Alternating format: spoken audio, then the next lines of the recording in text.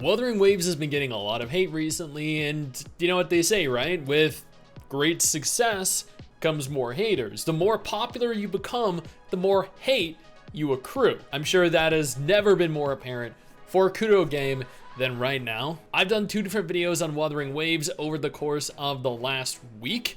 One, Wuthering Waves and Zenless absolutely shattered records, which is sitting at 35,000 views, 97% like ratio, almost 700 comments, most of which are positive. The second, just 2 days ago, Wuthering Waves is absolutely killing it, sitting at almost 21,000 views, 98% like ratio, and over 300 comments. Not all positive. Clearly, players are equally as excited, equally as happy. They mirror my sentiment. And while we have a lot of positive to talk about today, I just want to point out, on those videos, we received comments like, Wuthering Waves is killing it. Yeah, all the Wuthering Waves videos from non-mainstream content creators getting 3-digit views really shows the hype from people and not bot pre-registration numbers. The whole Kudo botting all their pre-registrations is just something that I cannot fathom, that people seem to, for whatever reason, think that this is the case.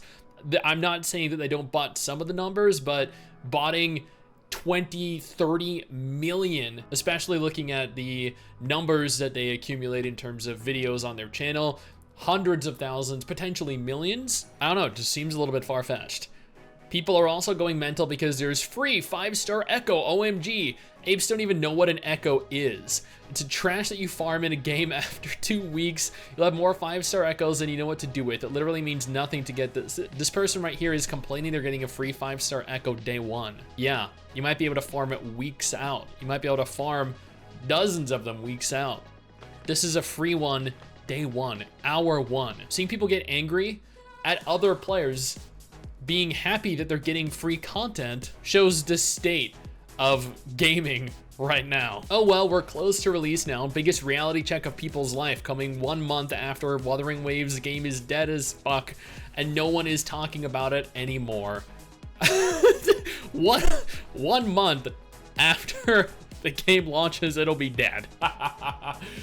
Tower of Fantasy, which didn't even have remotely close to this amount of hype, is still alive, and it has been a year and a half. Then we have comments like this. Not gonna lie, the character intros are kind of gay. You got some teeny bopper talking in third person with imaginary friends, and you got a queer who dances around with a stuffed animal on his head. I mean, this right here is someone that doesn't understand other cultures and thinks for whatever reason it's like 2004 and typing out stuff like this makes him seem cool, when the reality is this makes him seem like he has a single-digit IQ, and we're all laughing at him over on Twitter. Or comments like this: they are freaks. It literally shows how insecure the Wuthering Waves player base is when they think anyone trash talking, rightfully so, he says, a dog shit, low effort, below average graphic looking game that is modding to death, that they enjoy Hoyoverse games. I quit Genshin in 2020. I played Star Rail for about 1 month till it ran out of content. I have zero interest to play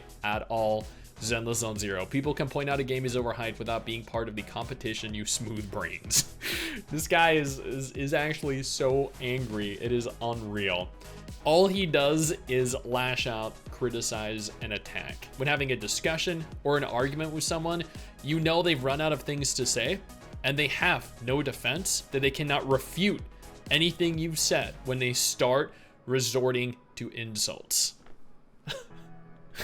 There we go. Now, in spite of all of this hate, there has been so much good surrounding Wuthering Waves and its community. Before I cover exactly what, though, I want to take a moment to thank my incredible patrons over on Patreon and allow for me to continue to do dedicated videos like this every single day. You guys are phenomenal, and I cannot thank you all enough for the support.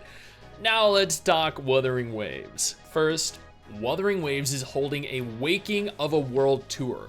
They announced that, oh my god, that is the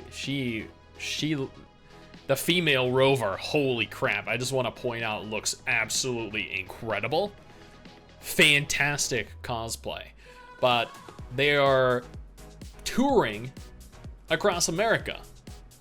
This is actually so cool. This is something that you don't really see gacha games do. They're marketing their games so well that they're touching on multiple different cities across the nation. Not only are they advertising on social media, advertising across YouTube, TikTok, not only are they advertising across websites, sponsoring creators, now they actually have a tour bus going across the country.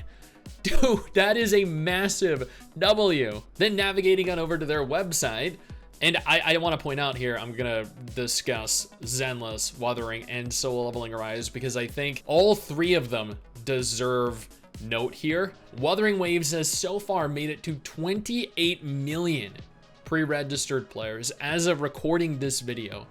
It is approaching 30 million, and there are going to be people like the person at the beginning of the video in the comment that says, oh, they're all just bots. And again, yeah, some of them probably are. Some of them are people that have multiple accounts so they can reroll, and then a lot of them are legitimate players that are just interested in seeing what the game is. These numbers are incredible, and I will admit they are defying all expectations. Not just Kudo with Wuthering Waves, but also Zenless Zone Zero, which is sitting at almost 35 million pre-registered players as of right now, as of the 8th of May. This might end up hitting 40 million by the time it launches. Wuthering Waves might end up hitting 30 million by the time it launches. Solo Leveling Arise also managed to make it to 15 million pre-registered players, an absolutely phenomenal number. The gacha game releases over the course of May through June are absolutely destroying records. But that could also be attributed to the fact that gacha games now, or at the very least the larger, more popular, higher budget gacha games, have a much larger pool of players that they can potentially get interested in their game when compared to releases just almost 2 years ago when games like Tower of Fantasy were in pre-registration, or 3 years ago when Genshin Impact was. The genre has exploded over the course of the last 3 years, and games like Solo Leveling Arise, games like Zenless Zone Zero, games like Wuthering Waves are all taking advantage of this. Once again, there is going to be a lot of hate that Wuthering Waves gets. Honkai Star Rail got an egregious amount of hate when it was approaching launch as well. People were saying the turn-based combat is garbage.